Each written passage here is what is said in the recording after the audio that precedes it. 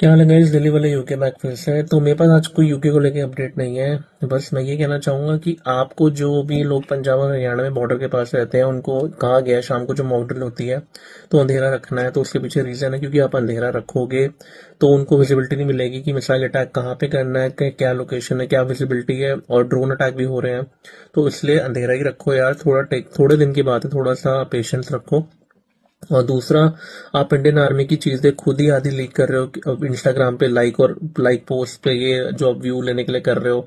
Indian army यहाँ से जा रही है, इंडियन आर्मी वहां को आ रही है, तो पाकिस्तानी को आधी खबर वही मिल जाती है। तो इसलिए अपनी इंडियन आर्मी की सेफ्टी के लिए आप वो चीजें पोस्ट मत करो, ठीक है। और अपने घर में राशन भर के रखो। ये बहुत आपके लिए थोड़ा काम है, कम से कम 7 दिन का राशन भर के रखो। ये आपको अच्छा, मतलब लॉन्ग टर्म में थोड़ा सही रहेगा इमरजेंसी के केस में अगर कुछ होता है तो। ठीक है भाई। तो अपना ध्यान रखिए और इंडियन आर्मी को सल्यूट है। जय हिंद भाइयों।